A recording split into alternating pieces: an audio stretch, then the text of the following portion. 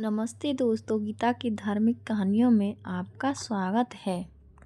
आज हम बताते हैं पूजा पाठ करते समय कौन कौन सी बातों का ध्यान रखना चाहिए। हिंदू धर्म में पूजा पाठ को बड़ा महत्व दिया गया है और रोज भगवान की पूजा को अनिवार्य बताया गया है।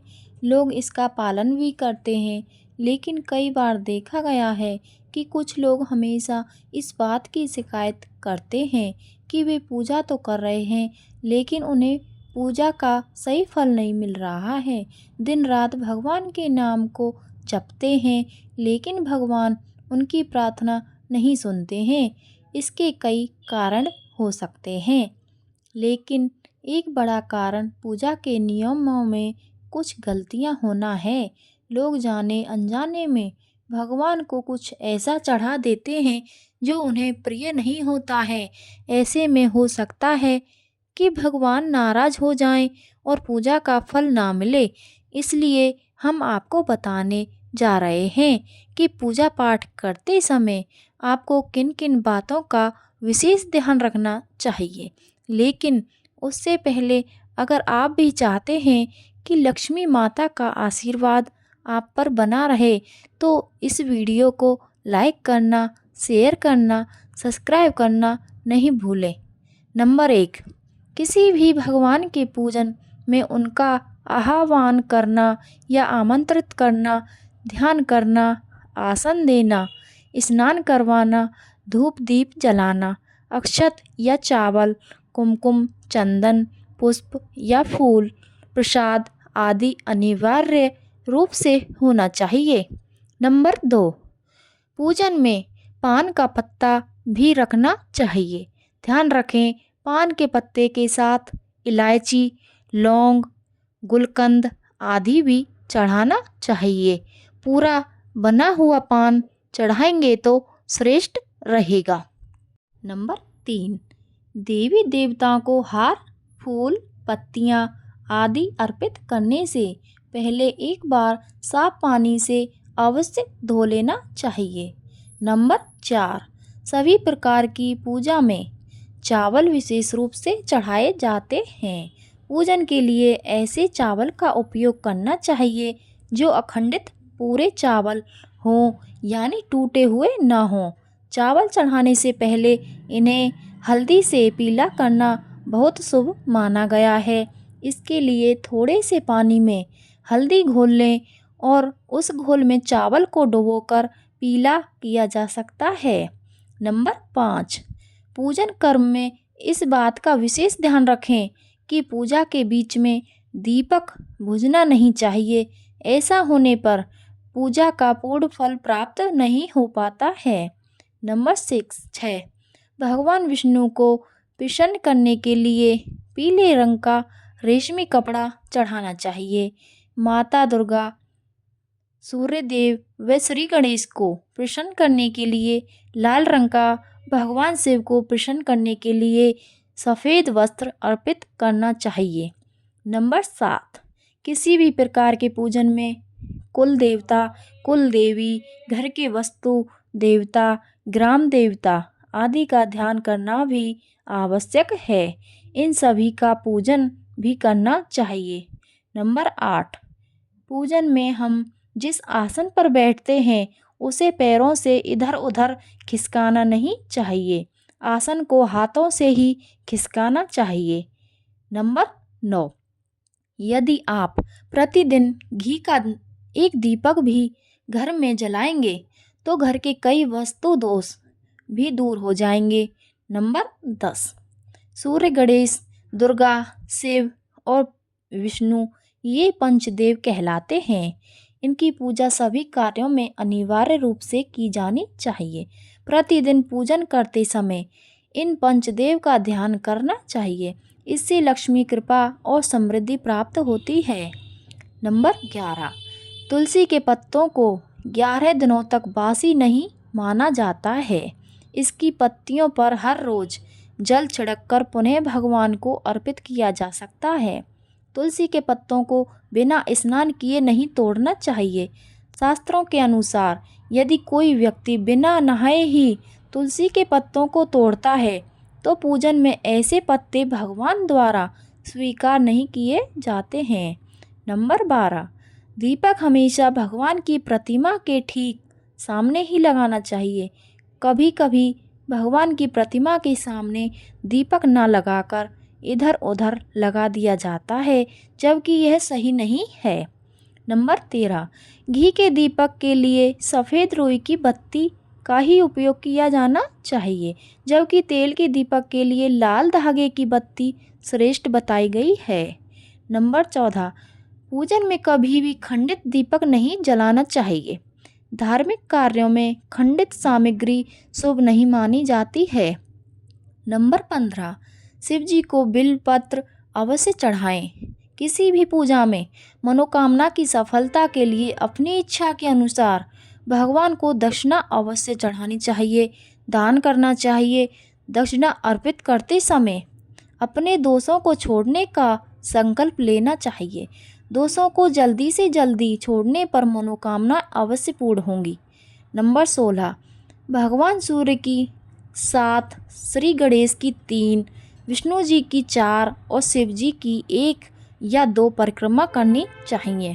नंबर 17, घर में या मंदिर में जब भी कोई विशेष पूजा करे तो अपने इष्ट देव के साथ ही स्वास्तिक, कलश, नवग्रह देवता, पंचलोकपाल, षोडश मातृका, सप्त मातृका पूजन भी अनिवार्य रूप से किया जाना चाहिए। इन सभी की पूरी जानकारी किसी ब्राह्मण पंडित से प्राप्त की जा सकती है। विशेष पूजन पंडित की मदद से ही करवानी चाहिए ताकि पूजा विधिवत हो सके। नंबर 18, घर में पूजन स्थल के ऊपर कोई कबाड़ या भारी चीज़ ना रखें। नंबर 19, भगवान शिव को हल्दी नहीं चढ़ाना चाहिए और ना ही शंख से जल चढ़ाना चाहिए। नंबर 20, भोजन स्थल पर पवित्रता का ध्यान रखें। चप्पल पहनकर कोई मंदिर तक नहीं जाना चाहिए। चमड़े का बेल्ट या पर्स अपने पास रखकर पूजा ना करें। पूजन स्थल पर कचरा इत्यादि ना जमा हो पाए। नंबर 21, मंदिर में लगे सूखे हार फूल हटा देने चाहिए। नंबर 22, हमेशा भगवान श्री गणेश की आराधना से पूजा प्रारंभ करें। श्री गणेश को तुलसी दल चढ़ाने से बचें। भगवान गणेश को तुलसी दल चढ़ाने से दोष लगता है। नंबर 23, शिव शंभू को कभी भी केतकी का फूल नहीं चढ़ाना चाहिए। पौराणिक कथाओं के अनुसार भगवान शिव ने केतकी को श्राप दिया था, इसलिए भगवान शिव को यह फूल नहीं चढ़ाना चाहिए, वरना भक्तों के काम बिगड़ सकते हैं। नंबर 24, भगवान की प्रतिमा को स्नान करवाते वक्त सिर्फ उंगलियों का प्रयोग करें। भगवान को स्नान करवाते समय कभी भी अंगूठे का इस्तेमाल नहीं करना चाहिए। ऐसा करने से भगवान अप्रसन्न होते हैं और घर में विपत्ति आती हैं। नंबर 25, दीपक को कभी भी जमीन पर रखकर प्रज्वलित ना करें। ऐसा करने से धन की बर्बादी होती है और घर में अशुभता आती है। नंबर 26, पूजा के वक्त अगरबत्ती का प्रयोग ना करें। ऐसा इसलिए क्योंकि इसे बांस की लकड़ियों के साथ बनाया जाता है और बांस की लकड़ियों का प्रयोग अंतिम संस्कार में किया जाता है, इसलिए इसे अशुभ माना गया है। रविवार के दिन तुलसी के पत्ते तोड़ने से बचें। मान्यताओं के अनुसार रविवार के दिन तुलसी के पत्ते तोड़ने से भगवान विष्णु अप्रसन्न होते हैं। भगवान शालिग्राम को कभी भी चावल अर्पित नहीं करना चाहिए। वास्तुशास्त्र के अनुसार ऐसा करने से दोष लगता है। पूजा में गंदे कपड़े पहनकर ना बैठें। कभी भी गंदे कपड़े पहनकर पूजा नहीं करनी चाहिए। मान्यताओं के अनुसार ऐसा करने से घर में दरिद्रता आती है।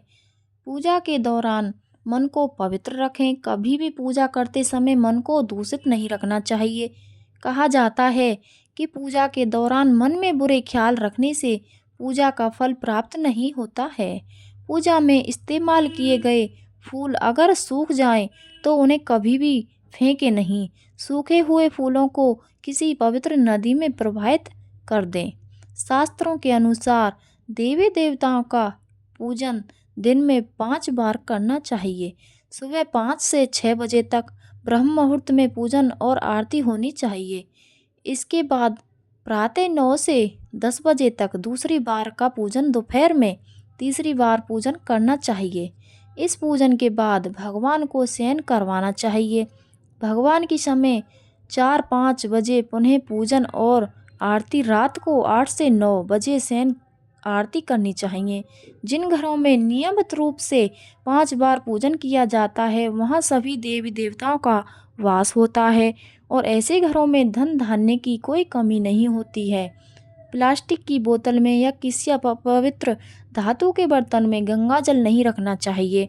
अपवित्र धातु जैसे एल्यूमीनियम और लोहे से बने बर्तन में गंगा जल नहीं रखना चाहिए। गंगा जल तांबे के बर्तन में रखना ही शुभ रहता है।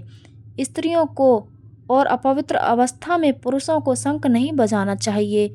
यह इस नियम का पालन नहीं किया जाता है तो जहाँ शंख बजाया जाता है वहाँ से देवी लक्ष्मी चली जाती है। मंदिर और देवी देवताओं की मूर्तियों के सामने कभी भी पीठ दिखाकर नहीं बैठना चाहिए। किसी भी पूजा में मनोकामना की सफलता के लिए दक्षिणा अवश्य चढ़ानी चाहिए।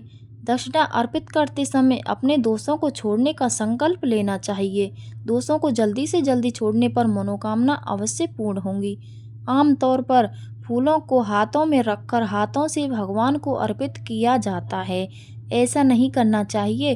फूल चढ़ाने के लिए फूलों को किसी पवित्र पात्र में रखना चाहिए और इसी पात्र में से लेकर देवी देवताओं को अर्पित करना चाहिए। हमेशा इस बात का ध्यान रखें कि कभी भी दीपक से दीपक नहीं जलाना चाहिए। शास्त्रों के अनुसार जो व्यक्ति दीपक से दीपक जलाते हैं वे रोगी होते हैं। भगवान की आरती करते समय ध्यान रखें ये बातें। भगवान के चरणों की 4 बार आरती करें, नाभि की 2 बार और मुख की 1 या 3 बार आरती करें। इस प्रकार भगवान के समस्त अंगों की कम से कम 7 बार आरती करनी चाहिए। अपने मंदिर में सिर्फ प्रतिष्ठित मूर्ति ही रखें। उपहार कांच, लकड़ी एवं फाइबर की मूर्तियां ना रखें एवं खंडित, जली कटी फोटो और टूटा कांच तुरंत हटा दें। शास्त्रों के अनुसार खंडित मूर्तियों की पूजा वर्जित की गई है। जो भी मूर्ति खंडित हो जाती है उसे पूजा के स्थल से हटा देना चाहिए और किसी पवित्र बहती नदी में प्रवाहित कर देना चाहिए। खंडित मूर्तियों की पूजा अशुभ मानी गई है। इस संबंध में यह बात ध्यान रखने योग्य है कि सिर्फ शिवलिंग कभी भी किसी भी अवस्था में खंडित नहीं माना जाता है। मंदिर के ऊपर भगवान के वस्त्र, पुस्तकें एवं आभूषण आदि भी ना रखें। मंदिर में पर्दा अति आवश्यक है। अपने पूज्य माता पिता तथा पितरों का फोटो मंदिर में कदापि ना रखें। उन्हें घर के नैऋत्य कोण में स्थापित करें। कभी भी भगवान को या फिर अपने से बड़े को एक हाथ से प्रणाम नहीं करना चाहिए। इसके साथ ही यह भी ध्यान रखें कि सोए हुए व्यक्ति का चरण स्पर्श नहीं करना चाहिए। पूजा के बाद बड़ों का आशीर्वाद लेते समय ध्यान रखें कि किसी के दाएं पैर को दाएं हाथ से, बाएं पैर को बाएं हाथ से छूकर प्रणाम करें। जप करते समय जीभ या होठ को नहीं हिलाना चाहिए। इसे उपांशु जप कहते हैं। इसका फल 100 गुना प्राप्त होता है। माला जप करते समय दाएं हाथ को कपड़े या गौमुखी से ढककर रखना चाहिए। जप के बाद आसन के नीचे की भूमि को स्पर्श कर नेत्रों से लगाना चाहिए। इससे आपको जप के पूर्ण फल की प्राप्ति होती है। शास्त्रों के अनुसार घर में पूजा करने का स्थान ईशान कोण में होना चाहिए। उत्तर दिशा और पूर्व दिशा के बीच का भाग ईशान कोण होता है। ईशान कोण को शुभ कार्यों के लिए सबसे उत्तम दिशा माना गया है। इस दिशा में पूजा के मंदिर को स्थापित करें। यदि किसी कारणवश ऐसा ना भी कर सकें तो भूल कर भी घर के ईशान कोण में गंदगी जमा ना होने दें। वह घर के इस हिस्से को सदा पवित्र रखें। ईशान कोण के अतिरिक्त पूर्व दिशा भी पूजा स्थान के लिए श्रेष्ठ मानी जाती है। इसलिए आप घर में ईशान कोण व पूर्व दिशा दोनों में से जहाँ भी सुविधाजनक रूप से पूजा स्थल की स्थापना कर सकें। पूजा स्थल में गणेश जी की स्थापना अवश्य करें। इसके लिए एक सुपारी पर लाल धागे मौली को लपेट लें और कुमकुम से तिलक कर एक कटोरी में थोड़े चावल रखकर स्थापित करें। पूजा स्थल में एक कोने में बंद पात्र में गंगाजल अवश्य रखना चाहिए। एक तांबे के छोटे से लोटे में जल को पूजा स्थल में अवश्य रखना चाहिए। एक तांबे के छोटे से लोटे में जल को पूजा स्थल में अवश्य रखना चाहिए। प्रतिदिन इस पात्र का जल बदलना चाहिए। वह पुराने जल को पीपल के पेड़ या तुलसी के पौधे में डाल सकते हैं। पूजा के स्थान में एक देव की सिर्फ एक ही प्रतिमा रखें। यदि आपके पास एक देव की एक से अधिक प्रतिमा पूजा स्थल में है तो उन्हें घर में कहीं भी दीवार आदि पर लगा सकते हैं, किंतु पूजा स्थल में एक देव की एक ही प्रतिमा रखें। घर में पूजा के स्थान पर कभी भी बड़ी मूर्तियां नहीं रखनी चाहिए। बड़ी मूर्तियों में प्राण प्रतिष्ठा होना अनिवार्य हो जाता है, इसलिए बड़ी मूर्तियां मंदिर के लिए ही उचित हैं। पूजा स्थल में छोटी मूर्ति रख सकते हैं। पूजा करने के स्थान पर भूलकर भी अपने पितृदेव, स्वर्गीय माता पिता या गुरु की फोटो ना लगाएं, उनका स्थान अलग रखें। पूजा स्थल में कूड़ा कचरा एकत्रित ना होने दें। प्रतिदिन पूजा घर की साफ सफाई करें। अगर आपने पूजा घर में कोई मूर्ति की स्थापना की हुई है तो ध्यान दें, मूर्ति का कोई भी हिस्सा खंडित नहीं होना चाहिए। मूर्ति खंडित होने पर तुरंत उसे वहां से हटा दें। खंडित मूर्ति को बहते जल में विसर्जित कर सकते हैं। पूजा के समय यदि संभव हो तो शुद्ध देसी गाय के घी का प्रयोग करें। वह भोग लगाने के लिए अग्नि में गाय के गोबर के कंडों, उपलों का ही प्रयोग करना उत्तम माना गया है। पूजा पाठ के समय दीपक कभी भी बुझना नहीं चाहिए। शास्त्रों में यह एक बड़ा अपशगुन माना गया है। पूजा पाठ के समय गूगल युक्त धूपबत्ती का प्रयोग करें। गूगल घर के वातावरण को शुद्ध और घर से नकारात्मक ऊर्जा या बुरे दोष को दूर करती है।